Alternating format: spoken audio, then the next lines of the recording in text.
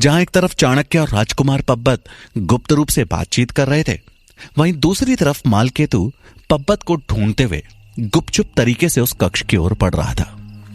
चाणक्य और पब्बत इस बढ़ते खतरे से एकदम अनजान थे। मालकेतु को दूर से ही उस कक्ष से कुछ आवाजें सुनाई दी। वो दबे पांव उस कक्ष की तरफ बढ़ चला, जैसे कि उसने कोई षड्यंत्र सूंघ लिया हो। वो कक्ष के द्वार पे आ पहुंचा। उसने धीमे से द्वार को अंदर धकेला और बाहर से ही देखने की कोशिश करने लगा कि अंदर कौन है। मालकेतु ने ध्यान से अपनी दृष्टि उस पूरे कमरे में घुमाई तो देखा कि आचार्य चाणक्य उस कक्ष के मध्य में बैठे आंखें बंद किए मंत्रोच्चार कर रहे थे। मालकेतु ने एक बार फिर ध्यान से देखा, लेकिन उस कक्ष में चाणक्य के अलावा और कोई नहीं था। मालकेतु खुद में ही बोला, न जाने ऐसा क्यों लगा कि राजकुमार पब्बत भी यही थे, पर चाणक्य तो अकेला बैठा है। कुछ सोचकर मालकेतु ने वहां से जाना ही ठीक समझा। उसके जाने की आहट पाकर चाणक्य ने अपनी आंखें खोली और धीमी आवाज में पब्बत को अपने पास बुलाया। पब्बत वहीं द्वार के आड़ लेकर छिपा था, जहां से मालकेतु भीतर झांकने की कोशिश कर रहा था। आचार्य चाणक्य की आवाज सुन वो तुरंत ही सामने आ गया। पब्बत बोला, आज एक बार फिर आपकी सतर्कता के कारण हम बच गए। आचार्य चाणक्य गंभीरता से बोले, यही सतर्कता अब तुम्हें भी धारण करनी होगी पब्बत, क्योंकि आगे तुम्हारे लिए मार्ग और भी कठिन होने वाला है। जी आचार्य, पब्बत ने आत्मविश्वास के साथ कहा। जहां एक और पब्बत मगध के सम्राट बनने का सपना लिए तक्षशिला में था, वहीं मगध की राजधानी पाटलिपुत्र के राजमहल में राजा धनानंद की पत्नी पुत्र वियोग में उदास बैठी थी। अपनी संतान से दूर होने का दुख उनके चेहरे पर साफ झलक रहा था। तभी एक दासी खाने की थाली लेकर वहां आई। दासी ने महारानी से विनती करते हुए कहा, महारानी जी, आपने कल से कुछ नहीं खाया है, मेरी मां ने तो कुछ खा लीजिए। दासी की बात सुनकर महारानी बेसुध से बोली, नहीं, मुझे अभी भूख नहीं है, तुम जाओ यहां से। महारानी की हालत देख वो दासी इतना तो समझ गई कि महारानी किसी बात को लेकर अत्यधिक चिंतित है, लेकिन उनकी चिंता का कारण क्या था इसका अंदाजा उसे नहीं था। थोड़ी हिम्मत जुटाते हुए वो दासी बोली, क्षमा करें महारानी जी। महारानी जी, मैं आपके दुख का कारण तो नहीं जानती, हां, पर इतना जरूर कहूंगी कि भोजन ना करना किसी भी समस्या का हल नहीं है। इससे आपके स्वास्थ्य पर गलत असर पड़ेगा। उस दासी की बात सुनकर महारानी ने ध्यान से उसकी तरफ देखा और बोली, तुम कौन हो? पहले तो तुम्हें यहां नहीं देखा, शायद नई हो। यह सुन वो दासी विनम्रता से बोली, जी महारानी, मेरा नाम मुरा है। आज तक मैं अन्य दासियों के साथ रसोई की व्यवस्था देखती थी, लेकिन महामंत्री जी ने आज कुछ फेरबदल किए, इस कारण मैं आज से आपकी सेवा करूंगी। ठीक है, लेकिन अभी तुम जाओ, मुझे भूख नहीं है। महारानी अपने दुख में जैसे सुलगते हुए बोली। मुरा एक क्षण के लिए चुप हो गई और फिर हिम्मत जुटाते हुए बोली, महारानी जी, मैं आपका दुख कम तो नहीं कर सकती, लेकिन क्या मैं आपके दुख का कारण जान सकती हूं? मुरा के ये पूछते ही महारानी की आंखों में आंसू छलक आए और वो बोली, मेरा पुत्र। महारानी के मुंह से इतना ही निकला और वो रोने लगी। उनके आंसू देखकर मुरा को याद आया कि उसने दासियों को कहते सुना था कि राजकुमार पब्बत उच्च शिक्षा ग्रहण करने के लिए तक्षशिला चले गए हैं। उसे अब महारानी के दुख का कारण समझ आ गया और साथ में जैसे महारानी के आंसुओं ने मुरा की दुखती रग पे भी हाथ रख दिया था। अपने पुत्र से दूर होने का वियोग वो तो एक लंबे समय से झेल रही थी। उसने महारानी को सांत्वना देते हुए कहा, महारानी जी, खुद को संभालिए। मैं आपका दुख समझ सकती हूं, क्योंकि मैं भी एक मां हूं। लेकिन अपनी संतान की खुशी और सुरक्षा के लिए कई बार हम माताओं को ऐसे त्याग करने पड़ते हैं जिनका दुख समय के साथ बढ़ता ही रहता है। मुरा के शब्दों में गहराई थी, जैसे कि वो अपने दुख को ही बता रही हो। ये बोलते वक्त उसकी आंखों में आंसू भर आए थे। महारानी ने अपने आंसुओं को संभालते हुए थोड़ा गुस्से में कहा, तुम मेरी पीड़ा कभी नहीं समझ सकती। अभी तुम जाओ यहां से, मुझे अकेला छोड़ दो। अब मुरा की कुछ बोलने की हिम्मत ना हुई और वो वहां से जाने लगी, लेकिन महारानी के दुख ने जैसे उसके घाव कुरेद दिए थे। वो मन में ही सोचते हुए बोली, महारानी जी, मैं आपकी पीड़ा भली भांति समझ सकती हूं, क्योंकि मैं अपने पुत्र के वियोग में कब से जल रही हूं। न जाने मेरा चंद्रगुप्त कैसा होगा। पता नहीं वो लोग उसे अच्छे से खाना देते होंगे या नहीं। हे भोलेनाथ, उसकी रक्षा करना। अपने आंसुओं को संभालते हुए मुरा खाने की थाली को उठाकर कक्ष से बाहर चली गई।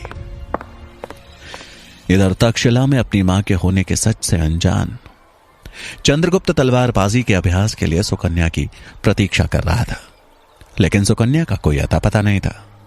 वो कुछ चिंतित सा खुद से ही बात करते हुए बोला, सुकन्या ने तो कहा था कि वो बाजार से सामान लेकर शीघ्र आ जाएगी, फिर इतना समय क्यों लगा दिया? चंद्रगुप्त अभी ये सोच ही रहा था कि तभी उसने देखा कि सुकन्या के साथ के अन्य सेवक बाजार से सामान लेकर वापस आ रहे हैं, लेकिन सुकन्या उनके साथ नहीं थी। ये देख चंद्रगुप्त हैरान रह गया और उन सेवकों की तरफ बढ़ चला। वो उनके पास आया और एक सेवक से पूछा, सुकेतु कहाँ है? उसकी बात सुनकर वो सेवक बोला, हमें नहीं पता। वो बाजार तो हमारे साथ गया था, लेकिन न जाने रास्ते में कहां गायब हो गया। हमें लगा शायद वापस तक्षशिला आ गया हो। ये सुन चंद्रगुप्त अब और ज्यादा परेशान हो गया। उसने अपनी परेशानी को उन सेवकों के सामने उजागर नहीं होने दिया, लेकिन कुछ अनहोनी की आशंका में वो तुरंत ही तेज गति से तक्षशिला के बाजार की तरफ चल दिया। कुछ ही समय में चंद्रगुप्त तक्षशिला के बाजार पहुंच गया और सुकन्या को इधर उधर खोजने लगा।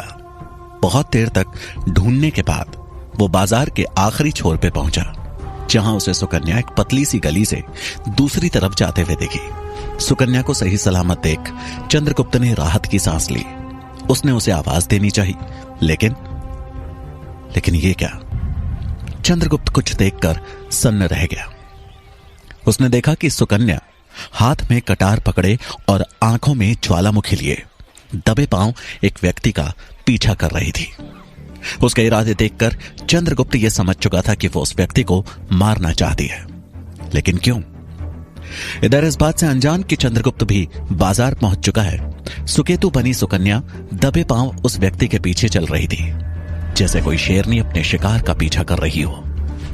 इधर उधर किसी को न देख सुकन्या ने उस व्यक्ति पे हमला करने का निश्चय किया और कटार पे अपनी पकड़ और मजबूत कर ली। वो जैसे ही उस व्यक्ति पे हमला करने के लिए आगे बढ़ी, पीछे से किसी ने उसका हाथ पकड़ लिया। सुकन्या हैरानी में पीछे मुड़ी तो सामने चंद्रगुप्त था। अपना हाथ छुड़ाने की कोशिश करते हुए सुकन्या दबी आवाज में बोली, चंद्रगुप्त छोड़ो मुझे, जाने दो, मुझे उस आदमी को मारना है, मैं आज उसे नहीं छोड़ने वाली। चंद्रगुप्त उसे समझाते हुए बोला, पागल मत बनो सुकन्या, सामने देखो। चंद्रगुप्त के कहने पर सुकन्या ने सामने देखा तो अब वो व्यक्ति अकेला नहीं था। उसके साथ कुछ और लोग भी जुड़ चुके थे और वो एक साथ झुंड बनाकर एक तरफ चले जा रहे थे। सुकन्या उसे जाते हुए देखने लगी। उसकी आंखें किसी अंगारे की तरह लाल थी। उस व्यक्ति को ऐसे हाथ से निकलता देख उसके चेहरे पे मायूसी छा गई। इसी मायूसी में उसने अपने हाथ नीचे कर दिए। उसके हाथ कांपने लगे और कटार छूटकर नीचे गिर गई। चंद्रगुप्त उसकी हालत समझ रहा था। वो उसे संभालते हुए बोला, कौन था वो? मेरे माता पिता का हत्यारा। ये सुनकर चंद्रगुप्त चौंक गया और बोला, तुम इतने विश्वास से कैसे कह सकती हो कि वही था? यह सुनकर सुकन्या क्रोध और पीड़ा में उबलते हुए बोली, उसकी वो हैवानियत भरी आंखें मैं मरते दम तक नहीं भूल सकती। ये कहते कहते सुकन्या टूट कर रोने लगी। चंद्रगुप्त ने एक बार फिर उसकी हिम्मत बढ़ाते हुए कहा, सही समय सुकन्या, सही समय। आज उसका दिन था, कल हमारा भी आएगा। आज उस पर वार कर तुम बहुत बड़ी भूल कर बैठती। दुश्मन को मात देने के लिए केवल रोष ही आवश्यक नहीं है, उचित समय और उचित योजना का होना भी महत्वपूर्ण है। आज एक बात तो तय है कि वो इस बाजार में आता रहता है।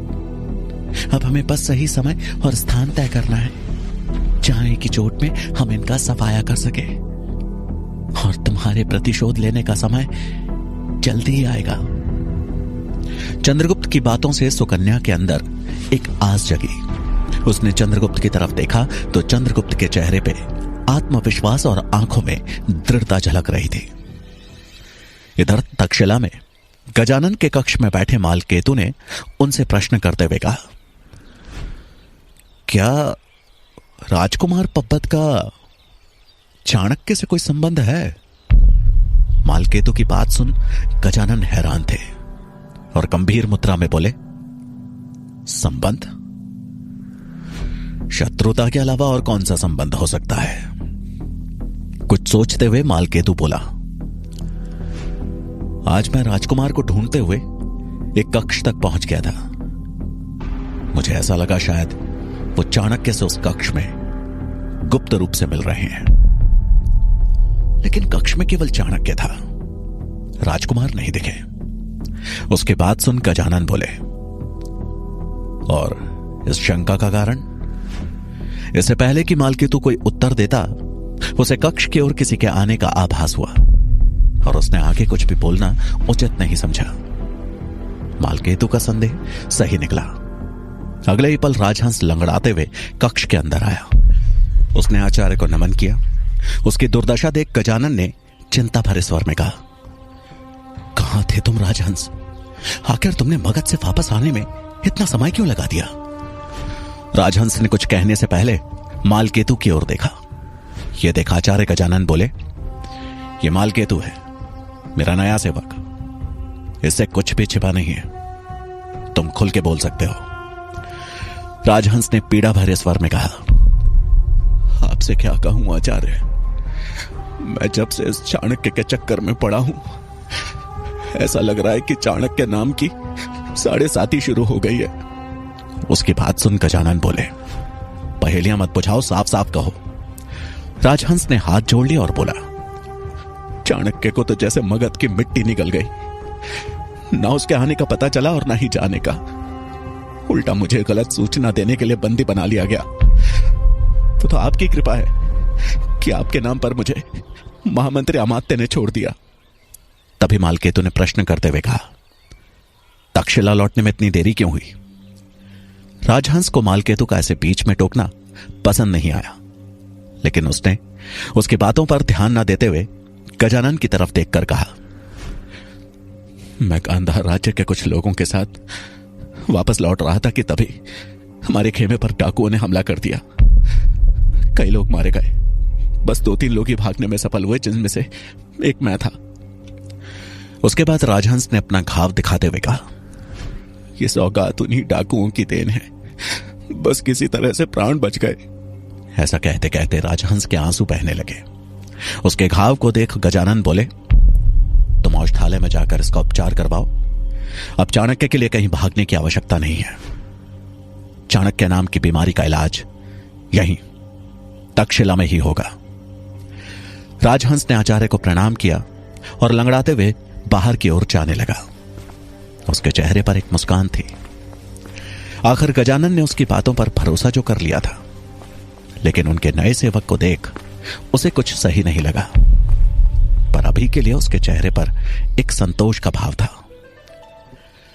राजहंस के निकलते ही मालकेतु ने गजानन से प्रश्न करते हुए कहा, आचार्य, क्या आपको इसके तक्षशिला लौटने की कहानी पर भरोसा है?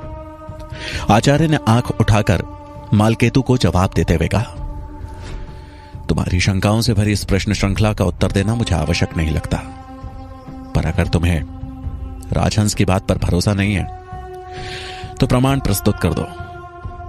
आचार्य की बात मालकेतु को थोड़ा खटकी, लेकिन वो उन्हें प्रणाम करते हुए बोला, अवश्य आचार्य। और कुछ सोचते हुए कक्ष से बाहर चला गया। अब मालकेतु तक्षशिला में घूमते हुए वहां की हर एक चीज को बड़ी बारीकी से परख रहा था। उसकी दृष्टि वहां होने वाले हर तरह के कार्यकलापों पर थी। तभी घूमते घूमते वो उस जगह पहुंचा जहां पर तक्षशिला के छात्रों को तलवारबाजी का प्रशिक्षण दिया जा रहा था। सभी छात्र गोल घेरा बनाकर मैदान में खड़े थे। उस घेरे के बीचों बीच 2 तलवारें और ढाल रखी हुई थी। तभी आचार्य श्वेतांक ने चंद्रगुप्त और वीरसेन को बुला तलवारबाजी करने का आदेश दिया। आचार्य के कहने पर दोनों घेरे के बीचों बीच आकर खड़े हो गए। दोनों तलवार उठाने के लिए आगे बढ़े कि तभी वीरसेन ने अपनी तलवार उठाते हुए दबी आवाज में चंद्रगुप्त से कहा, तुम्हें आज ऐसा सबक सिखाऊंगा कि दोबारा तलवार चलाना तो दूर, तलवार उठाना भी भूल जाओगे। चंद्रगुप्त ने वीरसेन की बात का जवाब देना उचित नहीं समझा। दोनों अपनी अपनी तलवार उठाकर लड़ने के लिए तैयार हो गए। आचार्य के इशारे पर दोनों ने तलवारबाजी शुरू कर दी। दोनों ही एक कुशल सैनिक की तरह लड़ रहे थे।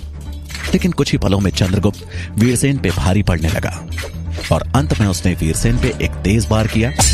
वार के प्रभाव से वीरसेन जमीन पे गिर गया और चंद्रगुप्त की तलवार उसकी गर्दन पे आके रुक गई।